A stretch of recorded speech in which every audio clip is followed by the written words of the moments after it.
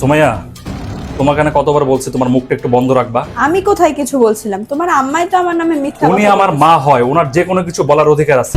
আর হ্যাঁ, তোমার মুখ দিয়ে যদি আর একটা কথা বের হয়, তোমার যা মালপত্র আছে সবকিছু নিয়ে কিন্তু বাপের বাড়ি পাঠিয়ে দিব। সুমাইয়া, তুমি কোথায় গেলা? আমি আমার কালো পাঞ্জাবিটা খুঁজে পাচ্ছি না। একটা জিনিস তুমি ভালো মতো গুছিয়ে রাখতে পারো না। আরে আলমারিতেই আছে, একটু দেখো। তোমার রাখা কোনো জিনিসপত্র আমি খুঁজে পাই না। তাহলে তোমার প্রয়োজনটা কি বাসায় বলো তো?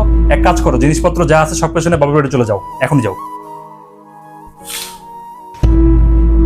এত সব মালামাল এখানে কেন? এগুলো কার?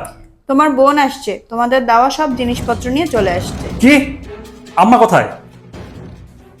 আম্মা সকাল থেকে কান্নাকাটি করতেছে, কোনো খাওয়া দাওয়া করতেছে না। কি করবো বলো তো?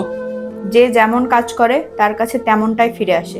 তাই বলা হয়, অন্যের মেয়েকে ততটাই কষ্ট দাও যতটা তুমি তোমার নিজের মেয়ের জন্য সহ্য করতে পারবে। না হলে দুনিয়া কেন গোল, আল্লাহ নিজেই তোমাকে বুঝিয়ে দিবেন।